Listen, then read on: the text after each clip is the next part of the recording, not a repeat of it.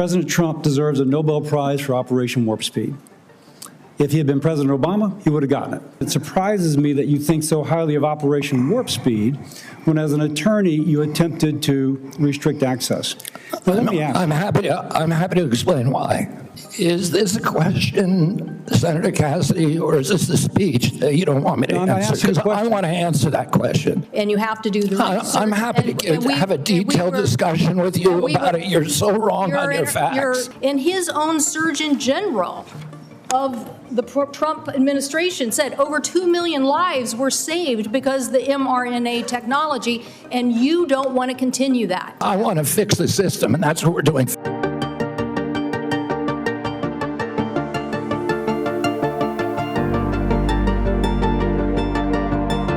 Senator Cassidy. Thank you. I'll try and restore a little calm here. And I'm approaching this as a doctor, not as a senator. I am concerned about children's health, seniors' health, all of our health. And I applaud you for joining the president in a call for radical transparency. Thank you for that. I said yesterday, I believe it, that President Trump deserves a Nobel Prize for Operation Warp Speed. If he had been President Obama, he would have gotten it. But because of Operation Warp Speed, forcing the federal government to come to a vaccine development within 10 months when others said it couldn't be done, we saved millions of lives globally, trillions of dollars. We reopened economies, an incredible accomplishment. Mr. Secretary, do you agree with me that the president deserves a Nobel Prize for Operation Warp Speed? Yeah, absolutely, Senator. That was phenomenal. Let me ask you, but you just told Senator Bennett that the COVID vaccine killed more people than COVID. Wait, that was a statement. I did not say that. Okay, then let me ask, because you also Senator, I just want to make clear, I did not say that. We'll check the record. That's a question of fact. You also said that you were also, as lead attorney for the Children's Health Defense, you engaged in multiple lawsuits attempting to restrict access to the COVID vaccine. Again, it surprises me that you think so highly of Operation Warp Speed when, as an attorney, you attempted to restrict access. Now, let me ask. I'm happy to explain why. I had 3 minutes and 30 seconds left. All right. It also surprises me because you've canceled, or HHS did, but apparently under your direction, $500 million in contracts using the mRNA vaccine platform that was critical to Operation Warp Speed. Again, an accomplishment that I think President Trump should get a Nobel Prize for. You canceled $500 million in contracts. Now, I grew up in a middle-class family, so $500 million seems, just to cancel, it seems like an incredible waste of money. But it also seems like a commentary upon what the president was attempting, what the president did in Operation Warp Speed, which is to create a platform by which to create vaccines. So this just seems inconsistent that you would agree with me the president deserves a tremendous amount of credit for this. Is this a question, Senator Cassidy, or is this a speech that you don't want me to answer? Because I want to answer that question. Please. If it's a question. But be tight, please. First of all, the reason that Operation Warp Speed was genius is it did something nobody had ever been done. I don't think any president but President Trump could do it. It got the vaccine to market that was perfectly matched to the virus at that time when it was badly needed, because there was low natural immunity and there were people getting very badly injured by COVID. But it was also brought in therapeutics like hydroxychloroquine and ivermectin and protocols for treatments. And there were no mandates. And then okay, I have another question, so please, about 15 That's when I began litigating against President Biden's mandates. Now, I'm sorry, let me go on, because in terms you've of covered me the mandates canceling before. those contracts. I have limited time, Mr. Secretary, I'm sorry. You've called for, and rightly so, that we should restrict participation in agencies for those with conflict of interest. I would like to submit for the record a evaluation of the conflict of interest of those who are on the ACIP and the Vaccines and Related Biologic Products Advisory Board. It was not 97% as alleged, rather it was 6.9%, and it was 1.2%, I think, for the other panel. Without objection. Now, I am concerned, though, because many of those whom you have nominated for the ACIP board, Senator, excuse me, can I have my time back? Yes. Yeah. What I am concerned about is that many of those whom you've nominated for ACIP have received revenue as serving as expert witnesses for plaintiffs' attorneys suing vaccine makers. Now, one of my colleagues in another setting alleged that you seem more interested in settlements than science. If we put people who are paid witnesses for people suing vaccines, that actually seems like a conflict of interest. Real quickly, do you agree with that? No, I don't.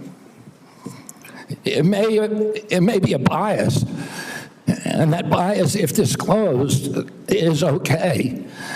But it's not a financial. If the bias is disclosed, they're expert witnesses. It's not a financial conflict of interest. Let me finish up. You also told Senator Wyden at the outset that you didn't want to take vaccines away from people. And as I conclude, I would like to say this. Because of the conflicting recommendations made about COVID. This is from Eric Erickson, good conservative out of Atlanta, Georgia, occasionally gives me hell. My wife has stage 4 lung cancer. She is one of the people the COVID vaccine actually helps. Thanks to the current mess at HHS, CVS is unable to get her vaccine. Secondly, an email from a physician friend of mine. Hey, Bill, I'm not even sure what I'm asking you, but we're all confused and concerned about who can get the COVID vaccine. We are having our attorney try and render an opinion, but there's no firm guidance and concern about liability if vaccines are given to a patient who requests it, but not on the current CDC list. Pharmacists are requiring a prescription now even for patients over 65, creating a huge headache. I submit these for the record. Without objection. I would say effectively we're denying people vaccine. Senator Cantwell. You're wrong. Thank you, Mr. Chairman. Following up on that same line as Senator Cassidy, because that's exactly, I represent one of the most science-based states in the country. That is percentage of scientists per capita. And at your confirmation hearing, we asked about this, whether you would follow science. You've made a statement here today in your testimony that you would follow science, and yet you're not following science, and that's what Senator Cassidy's question was. It's a simple yes or no answer. Do you think the president deserves to get a prize for warp speed in the mRNA technology that saved so many lives? And you won't answer that question. I answered it. No, you're saying that there are problems with what was interpreted. You could say yes. You should say yes. I said the president also deserves a Nobel Prize, but our mRNA vaccines that we're working on, the ones that we canceled, which are for upper respiratory infections alone, you canceled $500 million of research because the mRNA technology is about continuing the research to be ready for the next flu, influenza, the next pandemic, and you have to do the research. I'm happy to have a detailed discussion with you about it. You're so wrong on your facts. You're interrupting me, and sir, you're a charlatan. That's what you are. You're the ones who conflate chronic disease with the need for vaccines. The history on vaccines is very clear. This is the 20th century. That's how many people had vaccines and had illnesses. This is the 21st century. This is the decrease, 99% down to 100%. This is what was delivered with vaccines, and you don't want to support that. You don't want to support that evidence. So yes, the governors of the West, Washington, Oregon, and California, will take up the efficacy of science. Yes, the University of Washington will deliver the science that America will depend on, because you don't want to depend on it. And his own Surgeon General of the Trump administration said over 2 million lives were saved because of the mRNA technology, and you don't want to continue that. You don't want to continue that technology. So what country is going to now take up that technology lead? What country is going to do that, leaving us more vulnerable to some other country keeping the advantage on having the best technology? So I'm telling you, I represent a state that's about technology. I have two other quick questions for you. These questions or statements? Because I can answer that question if it's actually a question. Do you believe in having the ACA and the support for the ACA that is about to expire? Do you believe in doing something about that? In terms of the enhanced premium tax credits? Yes. Well, the Democrats had 2 chances to make them permanent, and they didn't.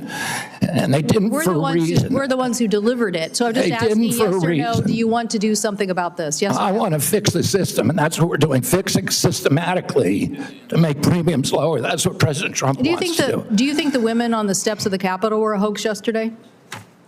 I don't know about any women on the steps of the Capitol. The women who yesterday. were talking about Epstein, do you think they were a hoax yesterday? Do I think they were Do you think they were perpetrating a hoax yesterday? perpetuating a hoax? Yeah. I have no idea what they were saying.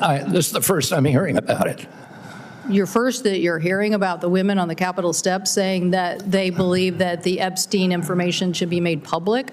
That's the first you're hearing about it?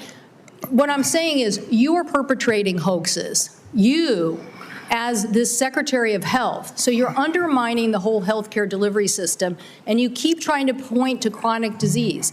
But you're not putting solutions on the table to cover more Americans, and you're taking away the science and technology that has made us the leader that has saved, according to the first Trump administration Surgeon General, millions of lives. And you don't want to keep that going.